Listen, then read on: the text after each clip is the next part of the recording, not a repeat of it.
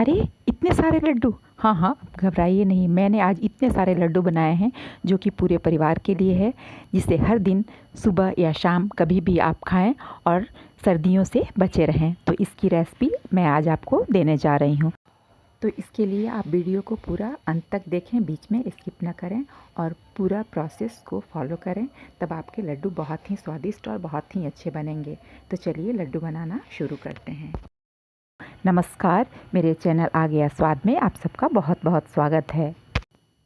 सर्दियों में अक्सर हमें हड्डियों की प्रॉब्लम, बदन में दर्द, ठंड लगने की समस्या, सर्दी जुकाम की समस्या, न जाने किन किन समस्याओं का सामना करना पड़ता है। तो चलिए इन सभी समस्याओं को हम दूर करते हैं। यह लड्डू की रेसिपी आप ज़रूर ट्राई करें, जिससे कि आप सेहतमंद और तंदुरुस्त भी रहेंगे और लड्डू खाकर आपका मन भी खुश हो जाएगा। तो चलिए, हमने बातें बहुत कर ली, अब देर नहीं करते हैं, चलते हैं लड्डू बनाने। यह गांव में बनने वाली ट्रेडिशनल हल्दी के लड्डू हैं, जो कि कच्ची हल्दी से बनाए जाते हैं। तो अभी मार्केट में कच्ची हल्दी आ रही है। ठंड के मौसम में कच्ची हल्दी मार्केट में अवेलेबल रहती है, तो कच्ची हल्दी आप ले लें। इसके लिए हमने 1 केजी कच्ची हल्दी ले लिया है। इसे अच्छी तरह पानी से 4-5 बार इसे पानी से अच्छी तरह धो लें, ताकि इसकी सारी मिट्टी निकल जाए। कच्ची हल्दी तासीर बहुत गर्म होती है और यह सर्दियों में बहुत ही फ़ायदेमंद है, तो इससे आप लड्डू बनाकर अवश्य खाएं। इससे लड्डू जब आप बनाएंगे तो इसका कसैलापन इसमें नहीं रहेगा, क्योंकि इसमें बहुत सारी चीज़ें हम डालते हैं। तो चलिए, हमने हल्दी को अच्छी तरह धो लेना है और हल्दी लेते समय आप ध्यान रखेंगे, जो हल्दी थोड़ी मोटी वाली ही लेंगे और एकदम फ्रेश हल्दी आप लेंगे, तब इसका हम ऊपर का छिलका अच्छी तरह उतार पाएंगे। तो हल्दी को हमें अच्छी तरह धो लेना है और इसे धूप में या पंखे की हवा में 1 घंटे के लिए रख देना है, ताकि इसमें पानी की थोड़ी भी मात्रा ना रहे। अब इस हल्दी को देखिए, हमने छील के और एकदम छोटे छोटे टुकड़ों में काट लेना है। तो हमने 1 केजी हल्दी को एकदम छोटे छोटे टुकड़ों में काट लिया है। हमने 250 ग्राम अदरक को भी अच्छी तरह धोकर और इसका भी पानी अच्छी तरह सुखाकर और उसे भी छोटे छोटे पीस में काट लिया है। तो हल्दी 1 केजी और 250 ग्राम हमने अदरक दोनों को ले लिया है। हल्दी और अदरक को दोनों को हमें अलग अलग पीस लेना है, दोनों को एकदम बारीक पीसना है हमें। तो चलिए, हल्दी और अदरक को हम पीस लेते हैं। हल्दी को पीसने में हमें थोड़ी दिक्कत होती है, इसलिए हमें इसमें सरसों का तेल डाल देना है, जिससे कि ये हल्दी अच्छी तरह एकदम महीन पीस जाएगी।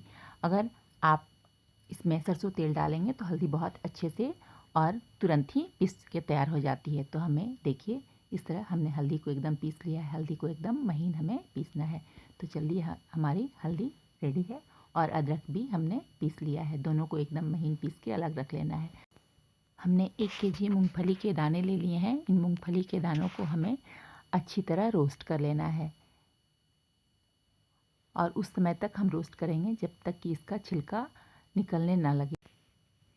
और ठंडे हो जाने के बाद हम इसका छिलका निकाल लेते हैं।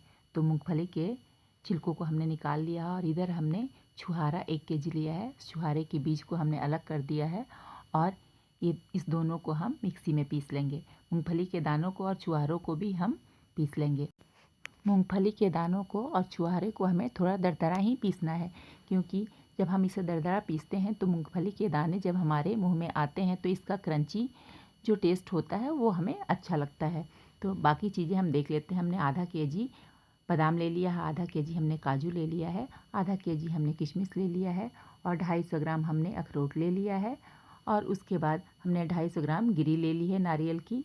और उसके बाद हमने ले ली है 50 ग्राम हमने पिस्ता ले लिया है और 50 ग्राम हमने चिरौंजी ले लिया है। तो इन सारी चीज़ों को हमने ले लिया है। अब हम चलते हैं अगले स्टेप की तरफ। अब हमें एक कढ़ाई गरम करनी है। उसमें हमने आधा केजी जो काजू लिया था उसे रोस्ट कर लेना है। इसे हल्का ही रोस्ट करना है, 2 से 3 मिनट तक इसे भूनना है, ताकि इसका मॉइस्चर निकल जाए और ये थोड़ा कड़ा हो जाए। उसके बाद हमने जो आधा केजी बादाम लिया था, उस बादाम को भी हमें हल्का रोस्ट कर लेना है, ताकि इसका भी मॉइस्चर निकल जाए। हमें चिरौंजी तथा पिस्ता को भी हल्का भून लेना है। एकदम लो फ्लेम पे हम इसे भूनेंगे। ये हल्का गर्म हो गया है। इसे अब हम बंद कर देते हैं फ्लेम को और उतार लेते हैं। हमने जो 1 केजी जो हमने मूंगफली के दानों को दरदरा पीसा था उसे हमने एक बर्तन में डाल देना है। पिसे हुए छुहारे को भी हमें उसी बर्तन में डाल देना है। हमने काजू भी पीस लिया था, काजू को भी हमें डाल देना है। हमने बादाम भी पीस लिया था तो बादाम को भी हमें उसमें डाल देना है। उसके बाद हमने जो नारियल गिरी ली थी उसे हमने कद्दूकस कर लिया था और इस कद्दूकस किए हुए नारियल को भी हमें डाल देना है। हमने अखरोट भी लिया था, उसे भी हमने दरदरा पीस लिया था, उसे भी हमने इसमें डाल देना है। और जो हमने पिस्ता और चिरौंजी लिया था उसे भी हमें दरदरा पीस लेना है और इसमें डाल देना है। उसके बाद हमने किशमिश लिया था और हमारे किशमिश थोड़े बड़े थे तो हमने किशमिश को आधे आधे टुकड़ों में काट लिया था। आप चाहें तो किशमिश को हल्का सा एक बार मिक्सी में चला भी सकते हैं। तो हमने किशमिश को काट लिया था तो हमने कटे हुए किशमिश के दानों को भी इसमें डाल देना है। इन सारी चीज़ों को हमें एक बड़े से बर्तन में डालना होगा क्योंकि जब हम लड्डू बनाएंगे तो हमें सारी चीज़ों को इसमें मिलाना होगा। अब हम दूसरी तरफ एक कढ़ाई गरम करते हैं और इसमें हमने सरसों का तेल 1 कप और आधा कप हमने देसी घी डाला है। आप सोच रहे होंगे हमने इसमें सरसों का तेल क्यों डाला, लेकिन सरसों का तेल डालने से इसका टेस्ट बहुत ही अच्छा आता है और सरसों का तेल तासीर में भी गर्म होता है, इसलिए हम इसमें सरसों का तेल डालते हैं। उसके बाद हमें इसमें आधा केजी बेसन हमने ले लिया है तो इस बेसन को हमें इसमें धीरे धीरे डालते जाना है और मिलाते जाना है। हमने 1 कप तेल और डाल दिया है और इसमें हमने बेसन को अच्छी तरह मिलाना है, यानी आधा किलो बेसन को हमें भूनना है। इसमें हमने 2 कप तेल डाला है और आधा आधा कप हमने घी डाला है, यानी 2 कप तेल और 1 कप घी हमने इस बेसन को भूनने के लिए डाला है। और बेसन को हम धीरे धीरे एकदम लो मीडियम फ्लेम पे चलाते हुए अच्छी तरह चलाते हुए भूनेंगे। बेसन को भूनने में हमें समय अधिक लगता है, लगभग इतने बेसन को भूनने में हमें आधे घंटे का समय लगा है। देखिए, आप कलर देखने से आपको पता लग जाएगा बेसन हम कब तक भूनेंगे। अभी हमारा बेसन का कलर आप देख पा रहे होंगे कैसा है और मैं आपको दिखाऊंगी जब मैं इस बेसन को उतारती हूँ तो इस बेसन का कलर कैसा हो जाता है। देखिए, ये बेसन का कलर जो है पिंक कलर का हो गया है। अब इस स्तर पे हम बेसन को उतार देते हैं। मैंने एक दूसरी कढ़ाई ले ली है जिसे हमने गरम कर दिया है और उसमें मैंने 2 चम्मच देसी घी डाला है और अदरक को हमें इसमें डाल देना है और धीमी आंच पे एकदम धीरे धीरे लगातार चलाते हुए इसे भूनना है। देखिए, अदरक भी हमारा घी छोड़ने लगा है चारों तरफ से, तब हम समझेंगे अदरक हमारा भुन गया है। अदरक भूनने में हमें 10 मिनट का समय लगा है। देखिए, हमारा अदरक एकदम पिंक कलर का हो गया है, आप देख पा रहे होंगे। इस स्तर पे हमें कढ़ाई को हटा देना है, अदरक हमारा भुन चुका है। हमने एक दूसरी कढ़ाई ले ली है, उसमें हमने 1 कप सरसों तेल डाला और आधा कप हमने देसी घी डाल दिया है। इसे हम गरम होने देते हैं। गरम होने के बाद जो हमने हल्दी पीस कर रखा था उसे इसमें डाल देना है और हमारा फ्लेम जो है लो मीडियम रहना चाहिए और इस पे हमें धीरे धीरे लगातार चलाते हुए इस हल्दी को भूनना है।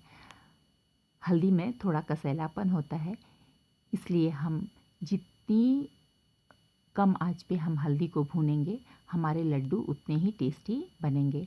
आप हल्दी को कभी भी हाई फ्लेम पर ना भूनें, नहीं तो इसका टेस्ट बहुत ही ख़राब हो जाएगा और ये लड्डू हमारे अच्छे नहीं बनेंगे।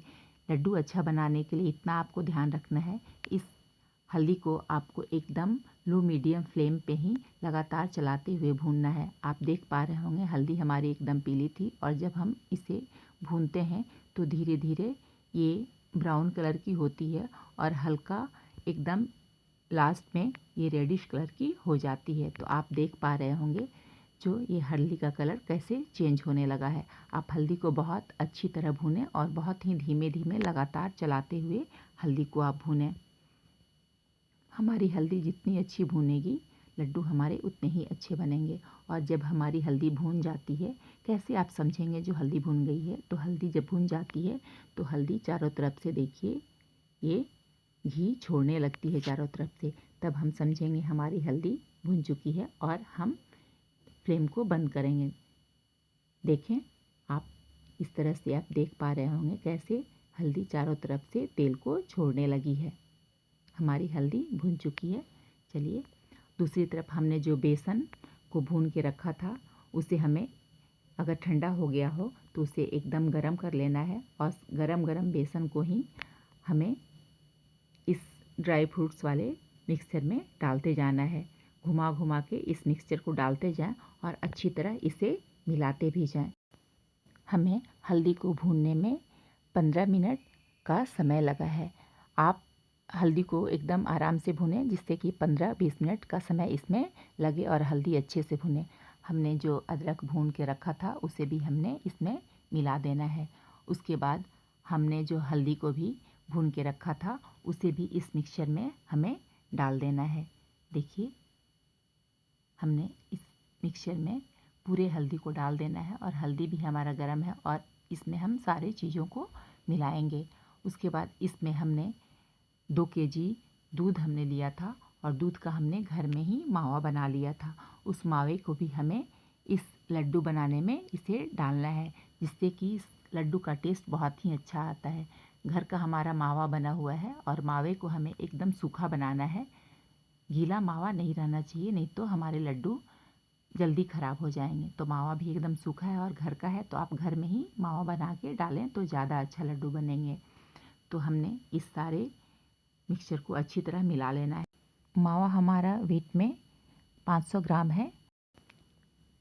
हमने सारे मिक्सचर को अच्छी तरह मिला लेना है। उसके बाद अब हम चाशनी बनाने की तैयारी करेंगे।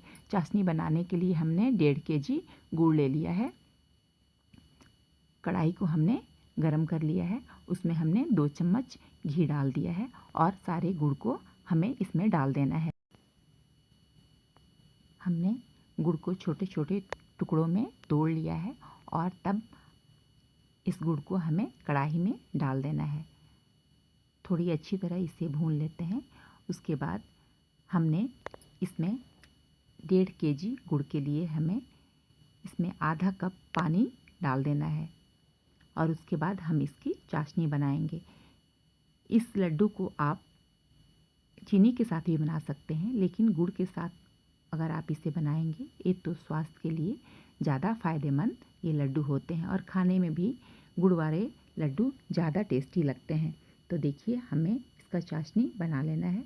गुड़ हमारा घुल रहा है। अब हमें चाशनी को टेस्ट करना है, चाशनी हमारी उतारने लायक हुई है या नहीं।